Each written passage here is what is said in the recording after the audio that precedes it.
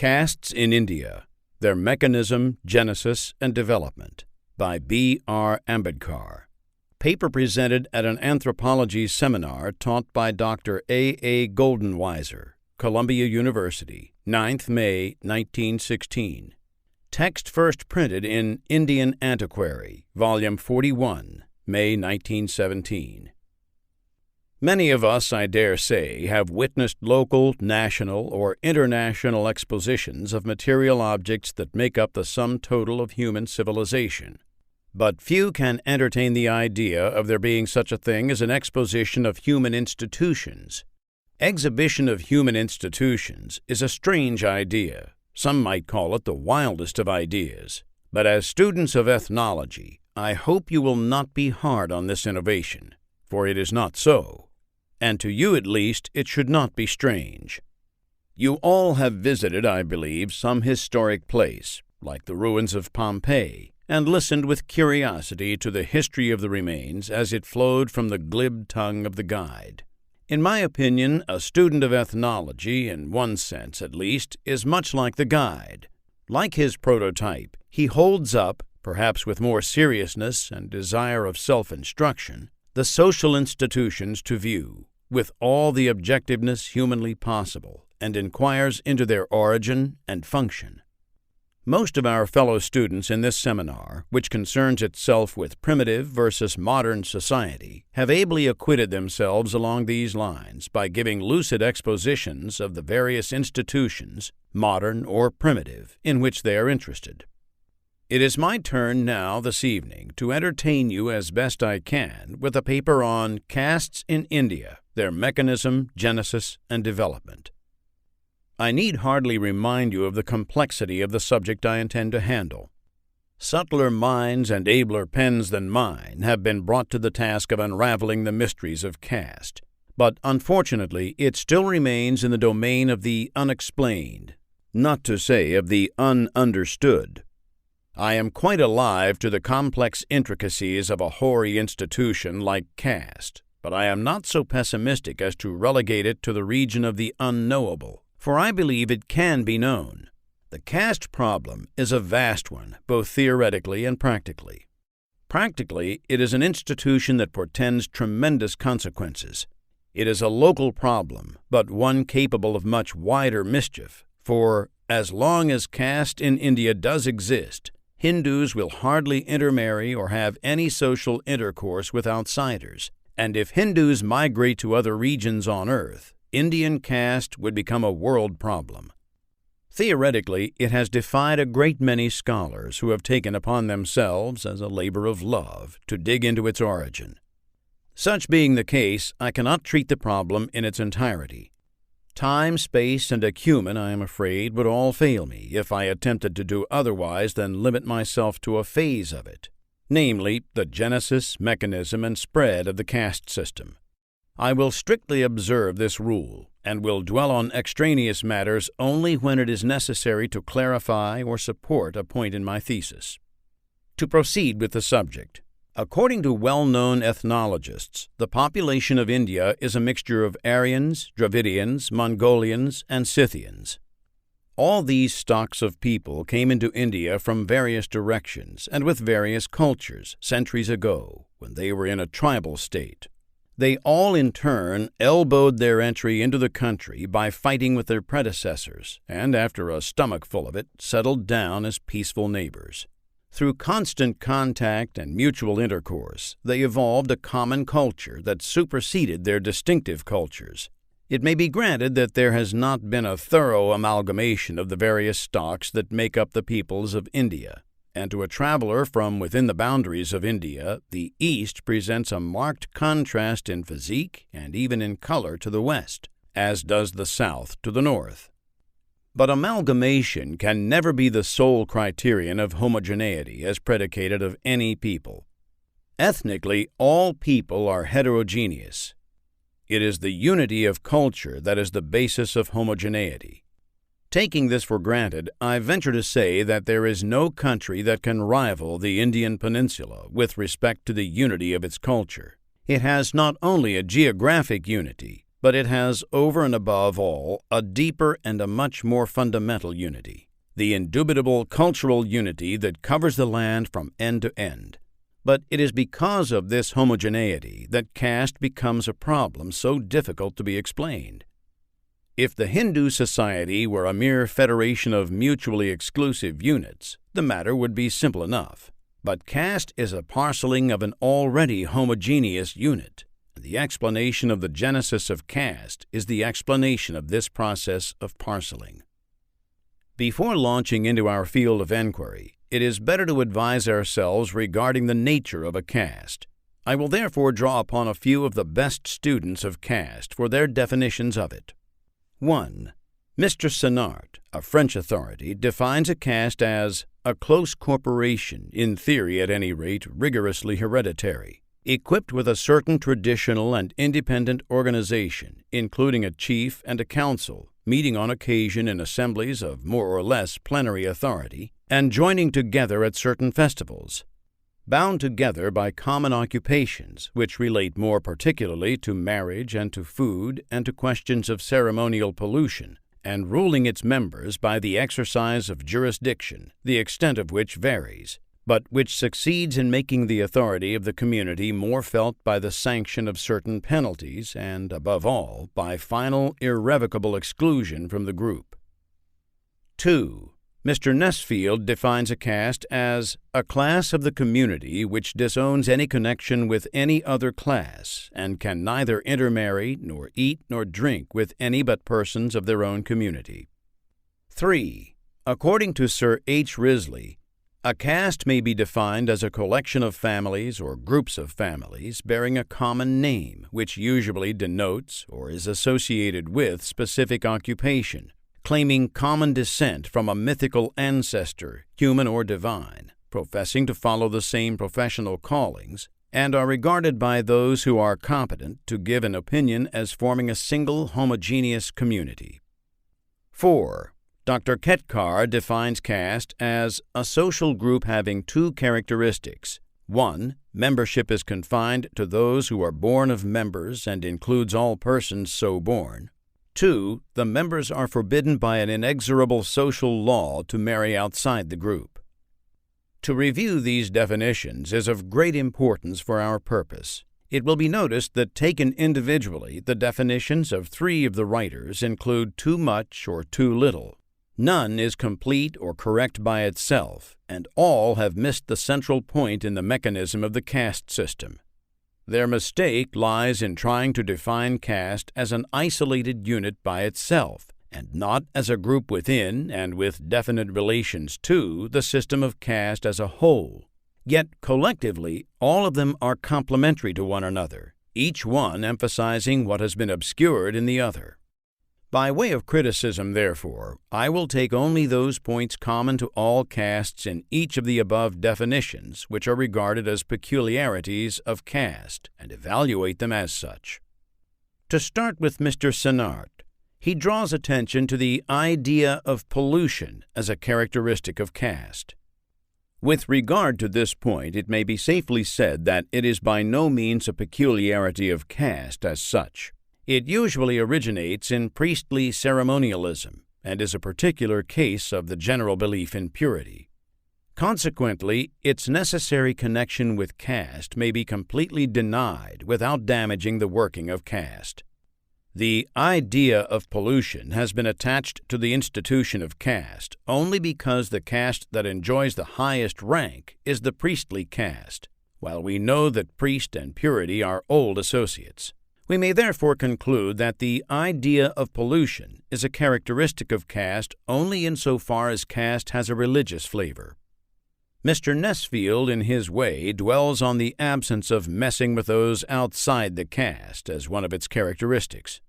In spite of the newness of the point, we must say that Mr. Nesfield has mistaken the effect for the cause. Caste, being a self-enclosed unit, naturally limits social intercourse, including messing, etc., to members within it. Consequently, this absence of messing with outsiders is not due to positive prohibition, but is a natural result of caste, that is, exclusiveness. No doubt this absence of messing, originally due to exclusiveness, acquired the prohibitory character of a religious injunction, but it may be regarded as a later growth. Sir H. Risley makes no new point deserving of special attention. We now pass on to the definition of Dr. Ambedkar, who has done much for the elucidation of the subject. Not only is he a native, but he has also brought a critical acumen and an open mind to bear on his study of caste. His definition merits consideration, for he has defined caste in its relation to a system of castes, and has concentrated his attention only on those characteristics which are absolutely necessary for the existence of a caste within a system, rightly excluding all others as being secondary or derivative in character. With respect to his definition, it must, however, be said that in it there is a slight confusion of thought, lucid and clear as otherwise it is. He speaks of prohibition of intermarriage and membership by autogeny as the two characteristics of caste. I submit that these are but two aspects of one and the same thing, and not two different things, as Dr. Ambedkar supposes them to be. If you prohibit intermarriage, the result is that you limit membership to those born within the group. Thus, the two are the obverse and the reverse sides of the same metal.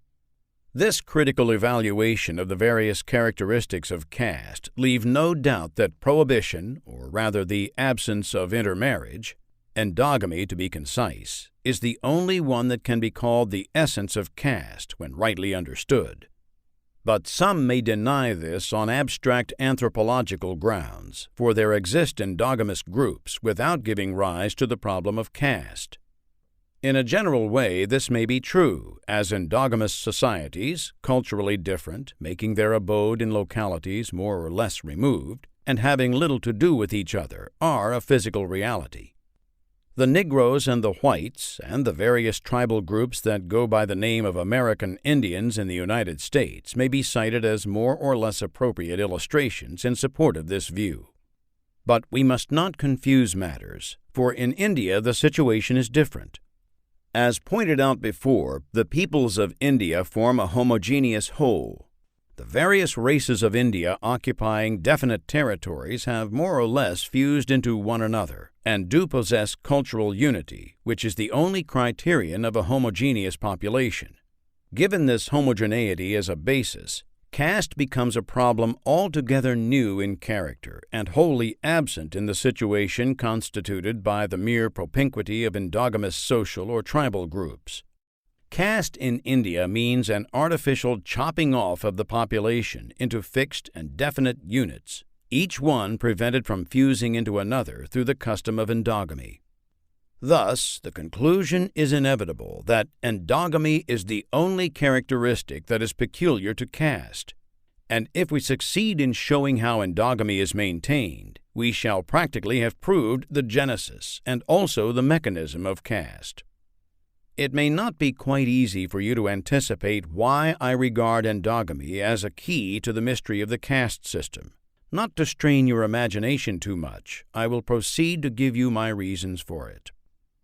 It may not also be out of place to emphasize at this moment that no civilized society of today presents more survivals of primitive times than does the Indian society. Its religion is essentially primitive, and its tribal code, in spite of the advance of time and civilization, operates in all its pristine vigor even today. One of these primitive survivals, to which I wish particularly to draw your attention, is the custom of exogamy. The prevalence of exogamy in the primitive worlds is a fact too well known to need any explanation. With the growth of history, however, exogamy has lost its efficacy, and excepting the nearest blood kins, there is usually no social bar restricting the field of marriage. But regarding the peoples of India, the law of exogamy is a positive injunction even today. Indian society still savors of the clan system, even though there are no clans, and this can be easily seen from the law of matrimony, which centers around the principle of exogamy, for it is not that sapindas, blood kins, cannot marry, but a marriage even between sagotras of the same class is regarded as a sacrilege. Nothing is therefore more important for you to remember than the fact that endogamy is foreign to the people of India. The various gotras of India are and have been exogamous. So are the other groups with totemic organization. It is no exaggeration to say that with the people of India, exogamy is a creed and none dare infringe it, so much so that, in spite of the endogamy of the castes within them, exogamy is strictly observed, and that there are more rigorous penalties for violating exogamy than there are for violating endogamy. You will therefore readily see that with exogamy as the rule, there could be no caste, for exogamy means fusion. But we have castes. Consequently, in the final analysis, creation of castes, so far as India is concerned, means the superposition of endogamy on exogamy. However, in an originally exogamous population, an easy working out of endogamy, which is equivalent to the creation of caste, is a grave problem, and it is in the consideration of the means utilized for the preservation of endogamy against exogamy that we may hope to find the solution of our problem. Thus, the superposition of endogamy on exogamy means the creation of caste, but this is not an easy affair. Let us take an imaginary group that desires to make itself into a caste and analyze what means it will have to adopt to make itself endogamous. If a group desires to make itself endogamous, a formal injunction against intermarriage with outside groups will be of no avail, especially if prior to the introduction of endogamy, exogamy had been the rule in all matrimonial relations. Again, there is a tendency in all groups lying in close contact with one another to assimilate and amalgamate, and thus consolidate into a homogeneous society. If this tendency is to be strongly counteracted in the interest of caste formation, it is absolutely necessary to circumscribe a circle outside which people should not contract marriages. Nevertheless, this encircling to prevent marriages from without creates problems from within which are not very easy of solution. Roughly speaking, in a normal group, the two sexes are more or less evenly distributed, and generally speaking, there is an equality between those of the same age. The equality is, however, never quite realized in actual societies. At the same time, to the group that is desirous of making itself into a caste, the maintenance of equality between the sexes becomes the ultimate goal, for without it, endogamy can no longer subsist. In other words, if endogamy is to be preserved, conjugal rights from within have to be provided for. Otherwise, members of the group will be driven out of the circle to take care of themselves in any way they can. But in order that the conjugal rights be provided for from within, it is absolutely necessary to maintain a numerical equality between the marriageable units of the two sexes within the group desirous of making itself into a caste. It is only through the maintenance of such an equality that the necessary endogamy of the group can be kept intact, and a very large disparity is sure to break it. The problem of caste, then, ultimately resolves itself into one of repairing the disparity between the marriageable units of the two sexes within it. Left to nature, the much-needed parity between the units can be realized only when a couple dies simultaneously, but this is a rare contingency. The husband may die before the wife and create a surplus woman who must be disposed of, else through intermarriage she will violate the endogamy of the group. In like manner, the husband may survive his wife and be a surplus man, whom the group, while it may sympathize with him for the sad bereavement, has to dispose of, else he will marry outside the caste and will break the endogamy. Thus, both the surplus man and the surplus woman constitute a menace to the caste if not taken care of, for not finding suitable partners inside their prescribed circle, and left to themselves they cannot find any, for if the matter be not regulated there can only be just enough pairs to go around. Very likely they will transgress the boundary, marry outside, and import offspring that is foreign to the caste. Let us see what our imaginary group is likely to do with this surplus man and surplus woman. We will first take up the case of the surplus woman. She can be disposed of in two different ways so as to preserve the endogamy of the caste. First, burn her on the funeral pyre of her deceased husband, and get rid of her. This, however, is rather an impracticable way of solving the problem of sex disparity. In some cases it may work, in others it may not. Consequently, every surplus woman cannot thus be disposed of, because it is an easy solution but a hard realization, and so the surplus woman, widow, if not disposed of, remains in the group. But in her very existence lies a double danger. She may marry outside the caste and violate endogamy, or she may marry within the caste, and through competition encroach upon the chances of marriage that must be reserved for the potential brides in the caste. She is therefore a menace in any case, and something must be done to her if she cannot be burned along with her deceased husband. The second remedy is to enforce widowhood on her for the rest of her life. So far as the objective results are concerned, burning is a better solution than enforcing widowhood. Burning the widow eliminates all three evils that a surplus woman is fraught with. Being dead and gone, she creates no problem of remarriage either inside or outside the caste. But compulsory widowhood is superior to burning because it is more practicable. Besides being comparatively humane, it also guards against the evils of remarriage as does burning, but it fails to guard the morals of the group.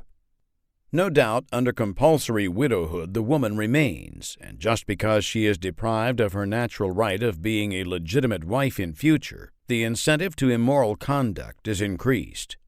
But this is by no means an insuperable difficulty. She can be degraded to a condition in which she is no longer a source of allurement.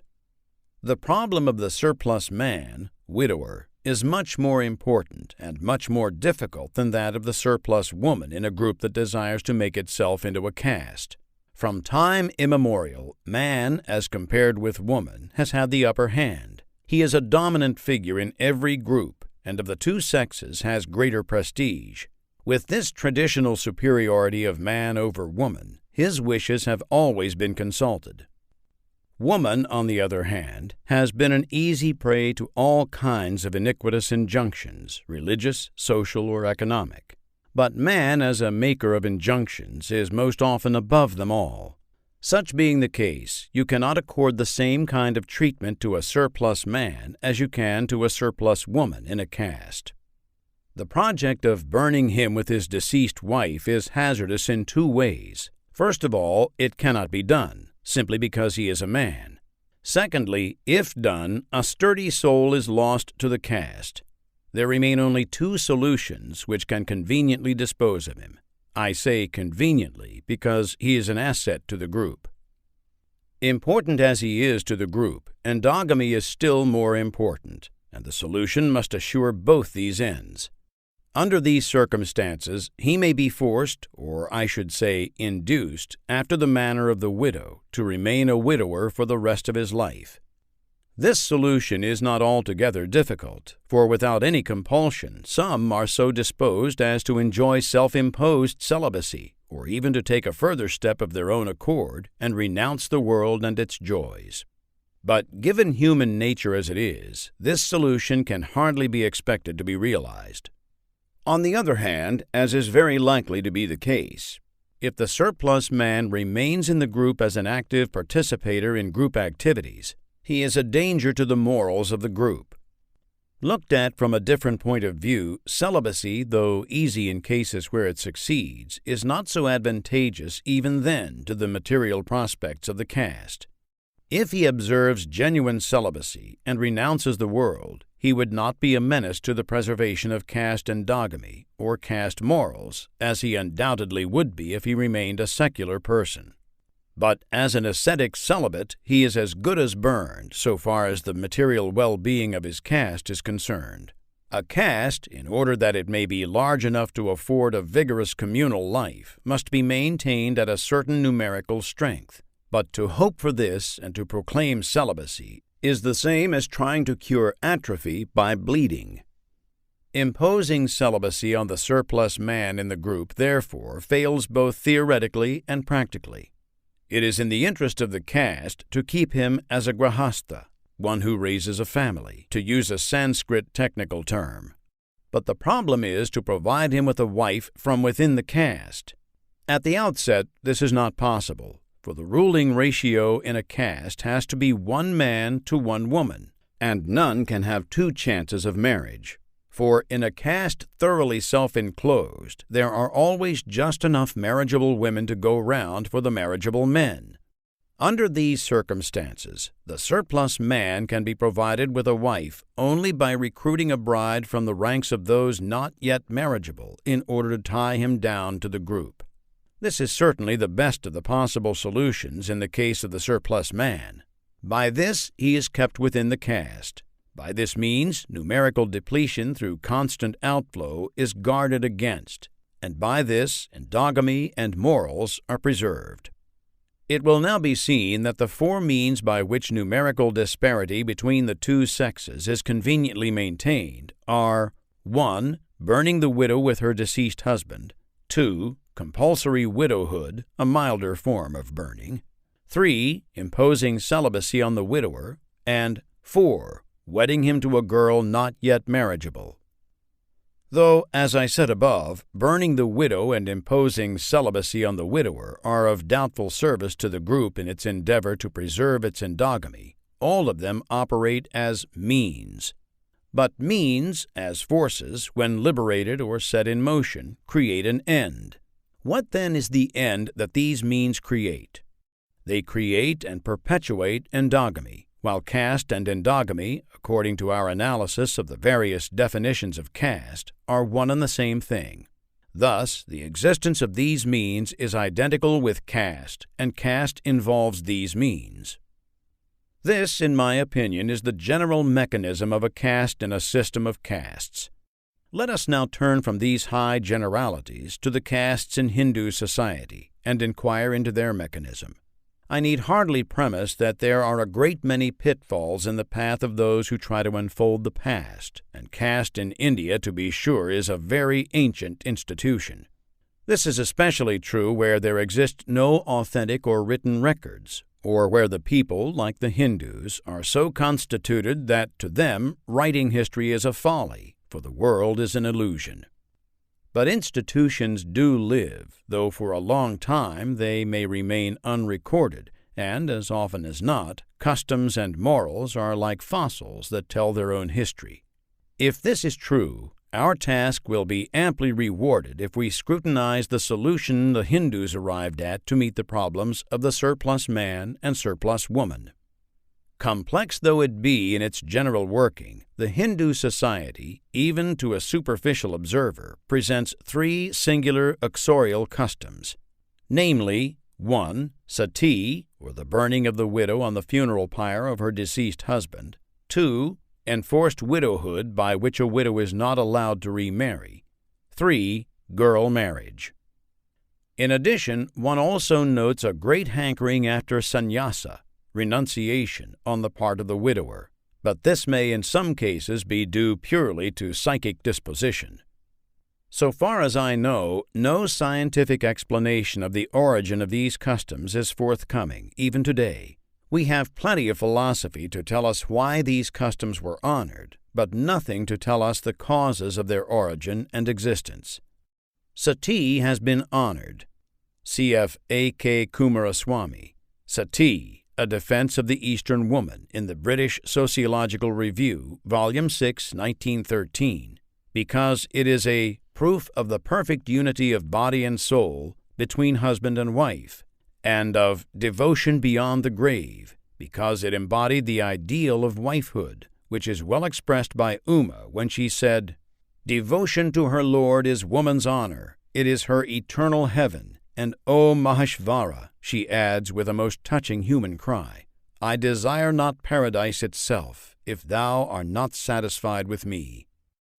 Why compulsory widowhood is honored I know not, nor have I yet met with anyone who sang in praise of it, though there are a great many who adhere to it.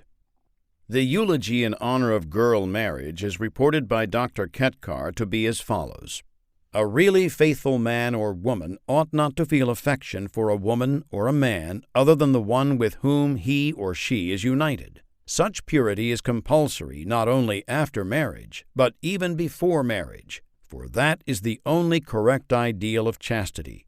No maiden could be considered pure if she feels love for a man other than the one to whom she might be married. As she does not know to whom she is going to be married, she must not feel affection for any man at all before marriage. If she does so, it is a sin. So it is better for a girl to know whom she has to love before any sexual consciousness has been awakened in her.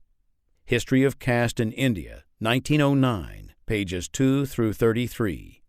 Hence, girl marriage. This high-flown and ingenious sophistry indicates why these institutions were honored, but does not tell us why they were practiced. My own interpretation is that they were honored because they were practiced. Anyone slightly acquainted with the rise of individualism in the 18th century will appreciate my remark. At all times, it is the movement that is most important, and the philosophies grow around it long afterwards to justify it and give it a moral support. In like manner, I urge that the very fact that these customs were so highly eulogized proves that they needed eulogy for their prevalence. Regarding the question as to why they arose, I submit that they were needed to create the structure of caste, and the philosophies in honor of them were intended to popularize them, or to gild the pill, as we might say, for they must have been so abominable and shocking to the moral sense of the unsophisticated that they needed a great deal of sweetening. These customs are essentially of the nature of means, though they are represented as ideals. But this should not blind us from understanding the results that flow from them. One might safely say that idealization of means is necessary, and in this particular case was perhaps motivated to endow them with greater efficacy. Calling a means an end does no harm, except that it disguises its real character, but it does not deprive it of its real nature, that of a means. You may pass a law that all cats are dogs, just as you can call a means an end. But you can no more change the nature of means thereby than you can turn cats into dogs. Consequently, I am justified in holding that, whether regarded as ends or as means, sati, enforced widowhood, and girl marriage are customs that were primarily intended to solve the problem of the surplus man and surplus woman in a caste, and to maintain its endogamy. Strict endogamy could not be preserved without these customs, while caste without endogamy is a fake. Having explained the mechanism of the creation and preservation of caste in India, the further question as to its genesis naturally arises. The question of origin is always an annoying question, and in the study of caste it is sadly neglected. Some have connived at it, while others have dodged it. Some are puzzled as to whether there could be such a thing as the origin of caste, and suggest that, if we cannot control our fondness for the word origin, we should better use plural form, viz., origins of caste. As for myself, I do not feel puzzled by the origin of caste in India, for, as I have established before, endogamy is the only characteristic of caste. And when I say origin of caste, I mean the origin of the mechanism for endogamy. The atomistic conception of individuals in a society so greatly popularized, I was about to say vulgarized, in political orations is the greatest humbug. To say that individuals make up society is trivial. Society is always composed of classes. It may be an exaggeration to assert the theory of class conflict, but the existence of definite classes in a society is a fact. Their basis may differ. They may be economic or intellectual or social, but an individual in a society is always a member of a class.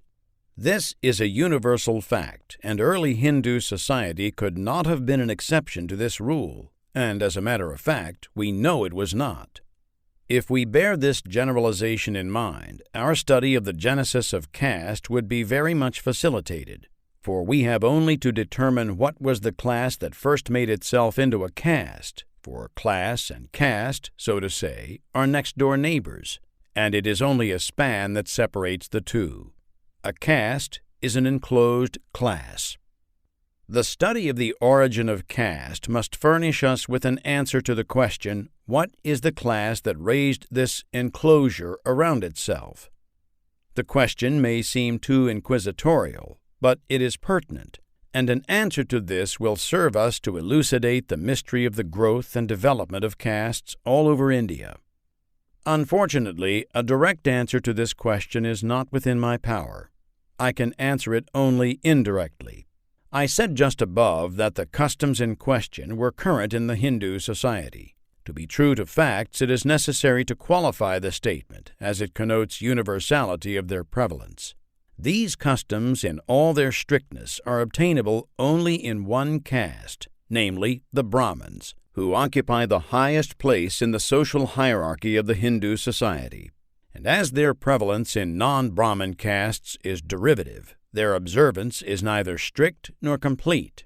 This important fact can serve as a basis of an important observation. If the prevalence of these customs in the non-Brahmin castes is derivative, as can be shown very easily, then it needs no argument to prove what class is the father of the institution of caste.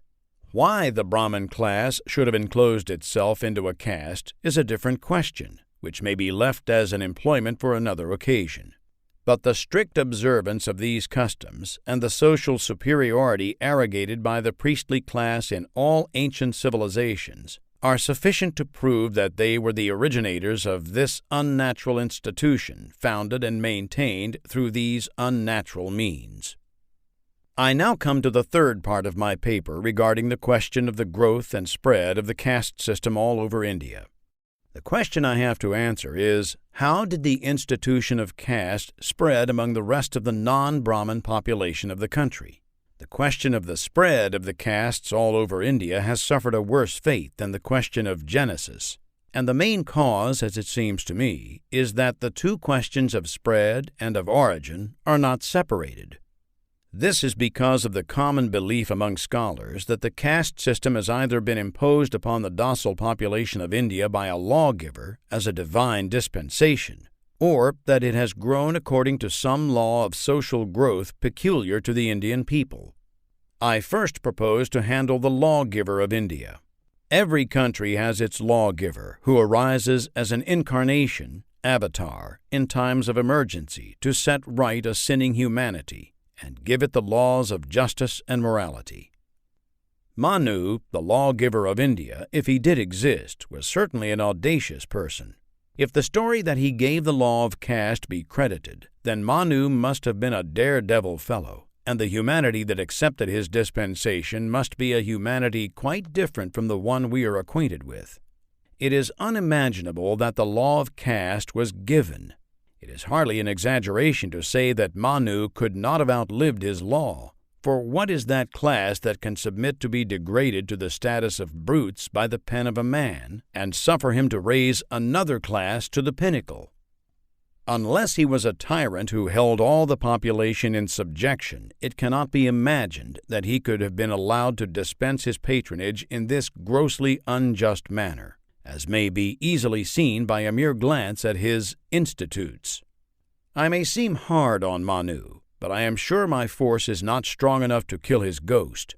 He lives like a disembodied spirit, and is appealed to, and I am afraid will yet live long. One thing I want to impress upon you is that Manu did not give the law of caste, and that he could not do so. Caste existed long before Manu.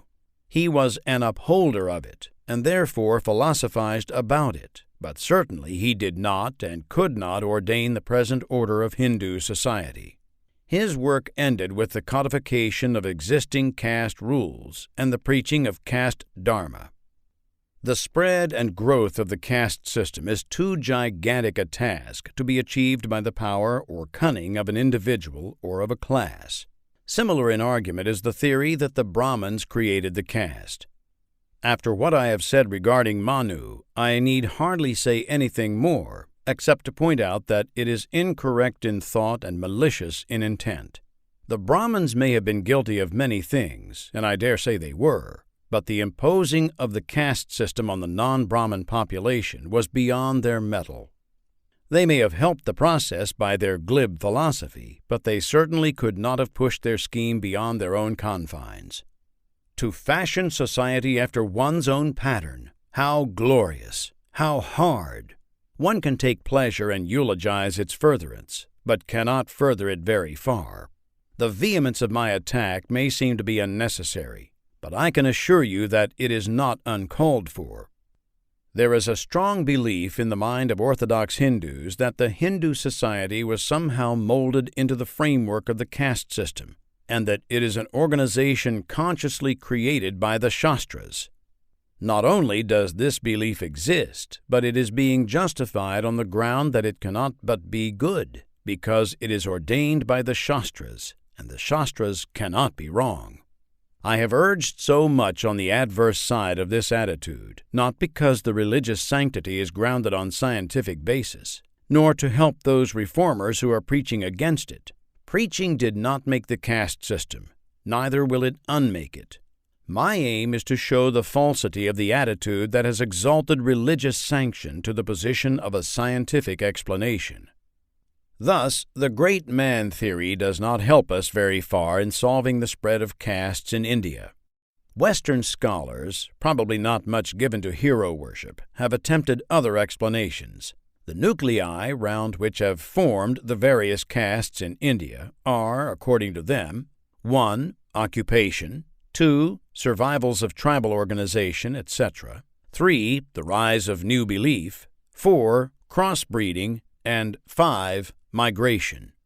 The question may be asked whether these nuclei do not exist in other societies, and whether they are peculiar to India.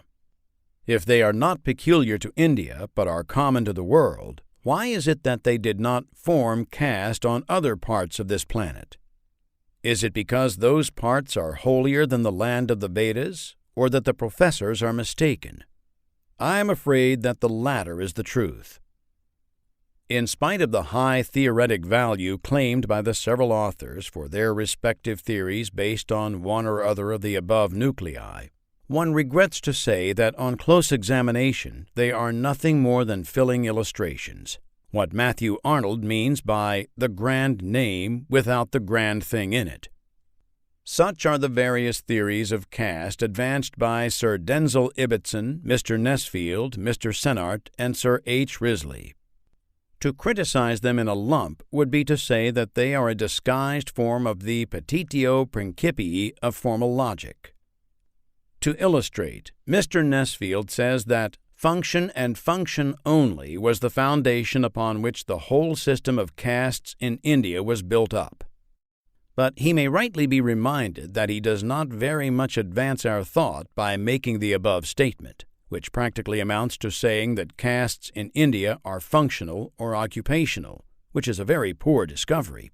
We have yet to know from Mr. Nesfield why it is that an occupational group turned into an occupational caste. I would very cheerfully have undertaken the task of dwelling on the theories of other ethnologists, had it not been for the fact that Mr. Nesfield's is a typical one. Without stopping to criticize those theories that explain the caste system as a natural phenomenon occurring in obedience to the law of disintegration, as explained by Herbert Spencer in his Formula of Evolution, or as natural as the structural differentiation within an organism, to employ the phraseology of orthodox apologists, or as an early attempt to test the laws of eugenics, as all belonging to the same class of fallacy which regards the caste system as inevitable, or as being consciously imposed in anticipation of these laws on a helpless and humble population, I will now lay before you my own view on the subject. We shall be well advised to recall at the outset that the Hindu society, in common with other societies, was composed of classes, and the earliest known are 1. The Brahmins, or the priestly class, 2. The Kshatriya, or the military class, 3. The Vaishya, or the merchant class, and 4. The Shudra, or the artisan and menial class. Particular attention has to be paid to the fact that this was essentially a class system, in which individuals, when qualified, could change their class, and therefore classes did change their personnel. At some time in the history of the Hindus, the priestly class socially detached itself from the rest of the body of people, and through a closed-door policy became a caste by itself. The other classes, being subject to the law of social division of labor, underwent differentiation, some into large, others into very minute groups. The Vaishya and Shudra classes were the original inchoate plasm which formed the sources of the numerous castes of today. As the military occupation does not very easily lend itself to very minute subdivision, the Kshatriya class could have differentiated into soldiers and administrators. This subdivision of a society is quite natural, but the unnatural thing about these subdivisions is that they have lost the open-door character of the class system and have become self-enclosed units called castes. The question is, were they compelled to close their doors and become endogamous, or did they close them of their own accord? I submit that there is a double line of answer. Some closed the door, others found it closed against them. The one is a psychological interpretation, and the other is mechanistic, but they are complementary, and both are necessary to explain the phenomena of caste formation in its entirety. I will first take up the psychological interpretation. The question we have to answer in this connection is, why did these subdivisions, or classes, if you please, industrial, religious, or otherwise, become self-enclosed or endogamous? My answer is, because the Brahmins were so. Endogamy, or the closed-door system, was a fashion in the Hindu society, and as it had originated from the Brahmin caste, it was wholeheartedly imitated by all the non-Brahmin subdivisions, or classes, who, in their turn, became endogamous castes. It is the infection of imitation that caught all these subdivisions on their onward march of differentiation and has turned them into castes. The propensity to imitate is a deep-seated one in the human mind and need not be deemed an inadequate explanation for the formation of the various castes in India. It is so deep-seated that Walter Bagehot argues that we must not think of imitation as voluntary or even conscious. On the contrary, it has its seat mainly in the very obscure parts of the mind, whose notions, so far from being consciously produced, are hardly felt to exist, so far from being conceived beforehand, are not even felt at the time. The main seat of the imitative part of our nature is our belief, and the causes predisposing us to believe this or disinclining us to believe that are among the obscurest parts of our nature. But as to the imitative nature of credulity, there can be no doubt. Physics and Politics, 1915, page 60. This propensity to imitate has been made the subject of a scientific study by Gabriel Tarde, who lays down 3 laws of imitation. One of his 3 laws is that imitation flows from the higher to the lower, or, to quote his own words, "Given the opportunity, a nobility will always and everywhere imitate its leaders, its kings or sovereigns, and the people likewise, given the opportunity, its nobility." Laws of Imitation, translation by E.C. Parsons, 2nd edition, page 217. Another of Tarde's laws of imitation is that the extent or intensity of imitation varies inversely in proportion to distance, or, in his own words, the thing that is most imitated is the most superior one of those that are nearest. In fact, the influence of the model's example is efficacious inversely to its distance, as well as directly to its superiority. Distance is understood here in its sociological meaning. However distant in space a stranger may be, he is close by from this point of view, if we have numerous and daily relations with him, and if we have every facility to satisfy our desire to imitate him. This law of the imitation of the nearest, of the least distant, explains the gradual and consecutive character of the spread of an example that has been set by the higher social ranks. Ibid, page 224. In order to prove my thesis, which really needs no proof, that some castes were formed by imitation, the best way, it seems to me, is to find out whether or not the vital conditions for the formation of castes by imitation exist in the Hindu society.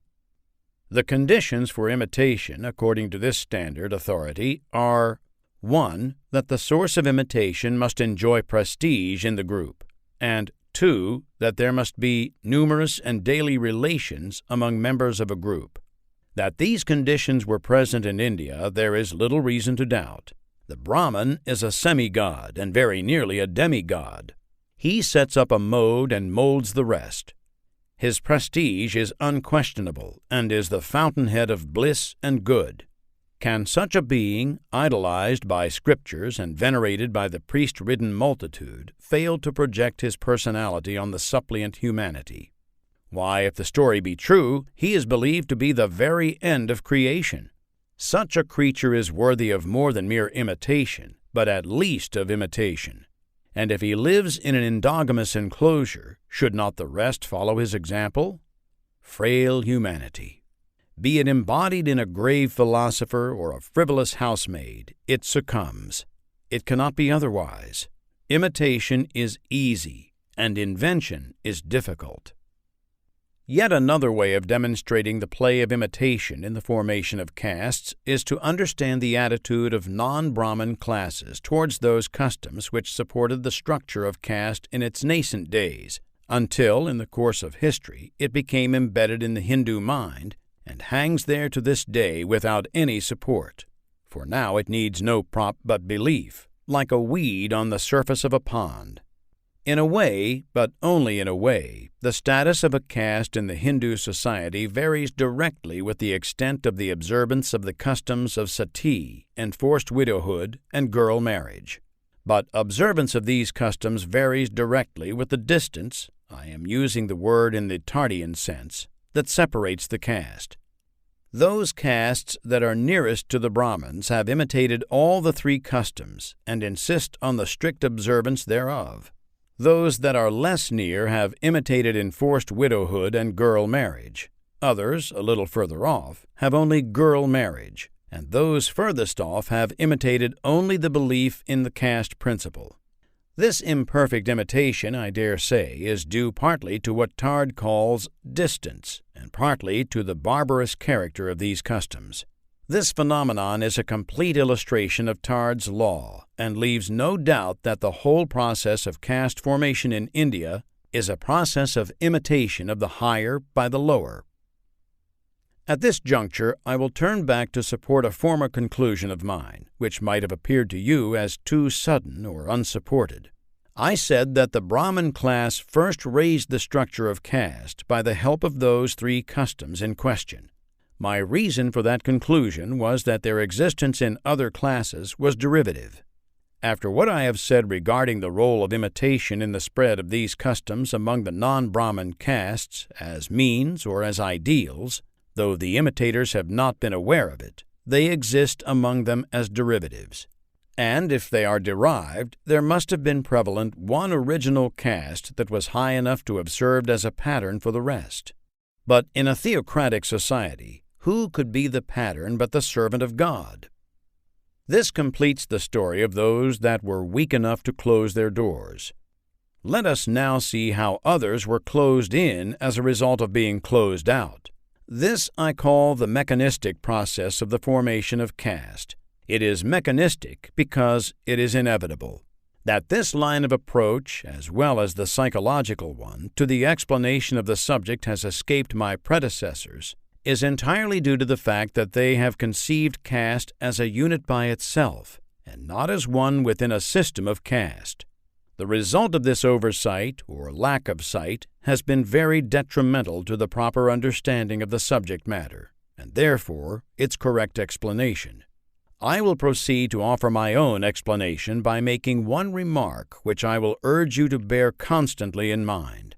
It is this, that caste in the singular number is an unreality. Castes exist only in the plural number. There is no such thing as a caste. There are always castes. To illustrate my meaning, while making themselves into a caste, the Brahmins, by virtue of this, created non-Brahmin caste, or, to express it in my own way, while closing themselves in, they closed others out. I will clear my point by taking another illustration. Take India as a whole, with its various communities designated by the various creeds to which they owe allegiance, to wit, the Hindus, Mohammedans, Jews, Christians, and Parsis. Now, barring the Hindus, the rest within themselves are non-caste communities, but with respect to each other, they are castes. Again, if the first four enclose themselves, the Parsis are directly closed out, but are indirectly closed in. Symbolically, if Group A wants to be endogamous, Group B has to be so by sheer force of circumstances. Now apply the same logic to the Hindu society, and you have another explanation of the vociferous character of caste, as a consequence of the virtue of self-duplication that is inherent in it. Any innovation that seriously antagonizes the ethical, religious, and social code of the caste is not likely to be tolerated by the caste, and the recalcitrant members of a caste are in danger of being thrown out of the caste and left to their own fate without having the alternative of being admitted into or absorbed by other castes. Caste rules are inexorable, and they do not wait to make nice distinctions between kinds of offense. Innovation may be of any kind, but all kinds will suffer the same penalty. A novel way of thinking will create a new caste, for the old ones will not tolerate it. The noxious thinker respectfully called guru, prophet, suffers the same fate as the sinners in illegitimate love. The former creates a caste of the nature of a religious sect, and the latter a type of mixed caste. Castes have no mercy for a sinner who has the courage to violate the code. The penalty is excommunication, and the result is a new caste. It is not peculiar Hindu psychology that induces the excommunicated to form themselves into a caste. Far from it. On the contrary, very often they have been quite willing to be humble members of some caste, higher by preference, if they could be admitted within its fold. But castes are enclosed units, and it is their conspiracy with clear conscience that compels the excommunicated to make themselves into a caste. The logic of this obdurate circumstance is merciless, and it is in obedience to its force that some unfortunate groups find themselves enclosed, because others, in enclosing themselves, have closed them out, with the result that new groups, formed on any basis obnoxious to the caste rules, by a mechanical law are constantly being converted into castes to a bewildering multiplicity. Thus is told the second tale in the process of caste formation in India. Now to summarize the main points of my thesis. In my opinion, there have been several mistakes committed by the students of caste, which have misled them in their investigations. European students of caste have unduly emphasized the role of color in the caste system. Themselves impregnated by color prejudices, they very readily imagined it to be the chief factor in the caste problem. But nothing can be farther from the truth, and Dr. Ambedkar is correct when he insists that all the princes, whether they belonged to the so-called Aryan race or the so-called Dravidian race, were Aryas. Whether a tribe or a family was racially Aryan or Dravidian was a question which never troubled the people of India, until foreign scholars came in and began to draw the line. The color of the skin had long ceased to be a matter of importance. History of Caste, page 82. Again, they have mistaken mere descriptions for explanation and fought over them as though they were theories of origin. There are occupational, religious, etc. castes, it is true, but it is by no means an explanation of the origin of caste. We have yet to find out why occupational groups are castes, but this question has never been raised. Lastly, they have taken caste very lightly, as though a breath had made it. On the contrary, caste, as I have explained it, is almost impossible to be sustained, for the difficulties that it involves are tremendous. It is true that caste rests on belief, but before belief comes to be the foundation of an institution, the institution itself needs to be perpetuated and fortified. My study of the caste problem involves four main points. 1. That in spite of the composite makeup of the Hindu population, there is a deep cultural unity. 2. That caste is a parceling into bits of a larger cultural unit. 3. That there was one caste to start with. And 4. That classes have become castes through imitation and excommunication. Peculiar interest attaches to the problem of caste in India today, as persistent attempts are being made to do away with this unnatural institution. Such attempts at reform, however, have aroused a great deal of controversy regarding its origin, as to whether it is due to the conscious command of a supreme authority, or is an unconscious growth in the life of a human society under peculiar circumstances. Those who hold the latter view will, I hope, find some food for thought in the standpoint adopted in this paper. Apart from its practical importance, the subject of caste is an all-absorbing problem, and the interest aroused in me regarding its theoretic foundations has moved me to put before you some of the conclusions which seem to me well-founded, and the grounds upon which they may be supported. I am not, however, so presumptuous as to think them in any way final, or anything more than a contribution to a discussion of the subject. It seems to me that the car has been shunted on wrong lines, and the primary object of the paper is to indicate what I regard to be the right path of investigation, with a view to arrive at a serviceable truth. We must, however, guard against approaching the subject with a bias. Sentiment must be outlawed from the domain of science, and things should be judged from an objective standpoint. For myself, I shall find as much pleasure in a positive destruction of my own ideology as in a rational disagreement on a topic, which, notwithstanding many learned disquisitions, is likely to remain controversial forever. To conclude, while I am ambitious to advance a theory of caste, if it can be shown to be untenable, I shall be equally willing to give it up.